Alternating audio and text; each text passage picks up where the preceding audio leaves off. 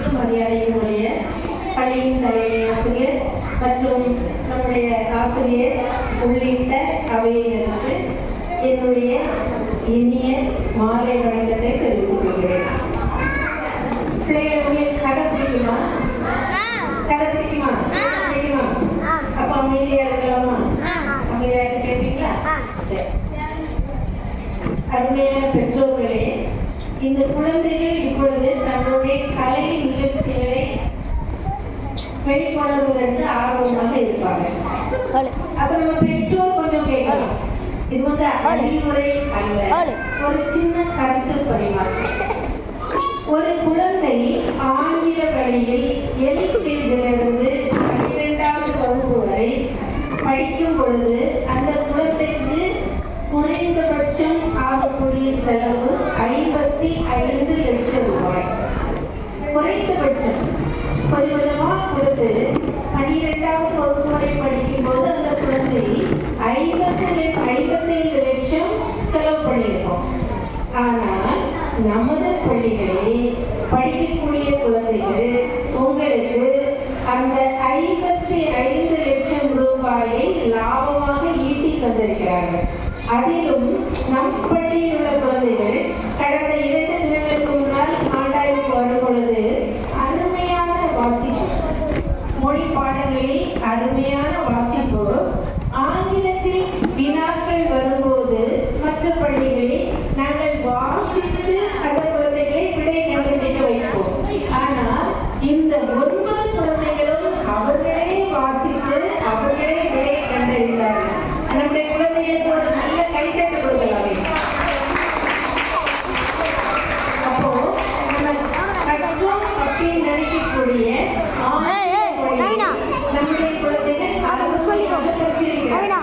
ஆனால் ஆங்கில வழியில் படிக்கக்கூடிய குழந்தைகள் கூட இவ்வளவு அருமையாக படிக்கலாம்.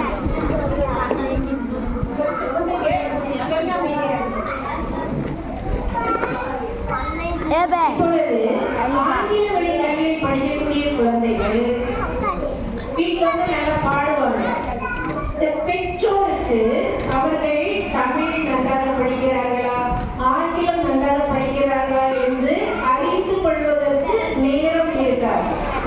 இந்த குழந்தைகள் சரியாக படிக்கவில்லை என்பதை பெற்றோர் அறிந்து கொள்ளும் போது அந்த குழந்தை 4வது வகுப்பு வந்திருக்கும். அதுக்கப்புறம் அது படிப்பு மிகவும் கஷ்டமாக இருக்கும். ஆனால் நம்முடைய தமிழ் வழியில் படிக்கும் குழந்தைகள் தமிழும் ஆங்கிலமும் கணக்கும் தாய்மொழியில் சிறப்பாக கற்று மிக உயர்ந்த கல்வி கற்று தேர்வாக என்று சிறிதும் ஐயமில்லை. அருமையான பெற்றோர்களே, இதை நன்கு உணர்ந்த அறிவார்ந்த நீங்கள் உங்கள் குழந்தைகளை நம் பள்ளியில் சேர்த்து படிக்க வைத்திருக்கிறீர்கள்.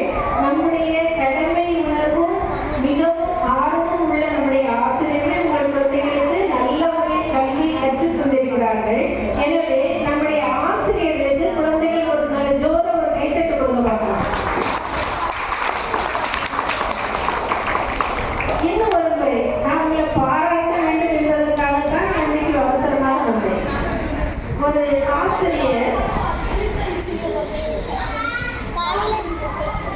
ஒரு ஆசிரியர் தற்செயலாக நம் பள்ளிக்கு வந்தாங்க.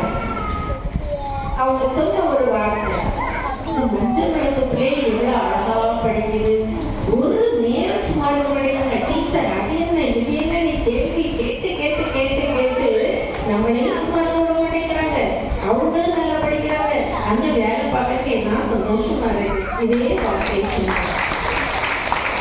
இதை சொல்லுங்கிறதுக்காகவே இதையே நான் வந்தேன். என்ன நீங்க வரக்கூடிய சூழ்நிலையே இல்லை. உண்மையாகவே பெற்றோர்களே, உங்களுடைய ஒத்துழைப்பு, குழந்தைகளுடைய ஆர்வம், நம்முடைய ஆசிரியர்களின் அர்ப்பணிப்பான பணி, இவை நம்முடைய குழந்தைகளை முன்னேற்றமாக செய்துள்ளார். சரி, பிள்ளைகளுக்கு ஒரு சின்ன கதை சொல்லலாமா? இந்த கதையை நீங்க போய் என்ன செய்யணும், உங்க வீட்டுல போய் சொல்லி காட்டணும். 2 குழந்தைகள், 2 பிள்ளைகள் விளையாட போனாங்க. போகும்போது ஒரு மரத்தடி விளையாடிட்டு இருந்தாங்க.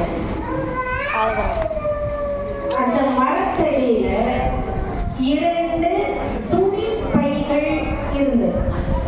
2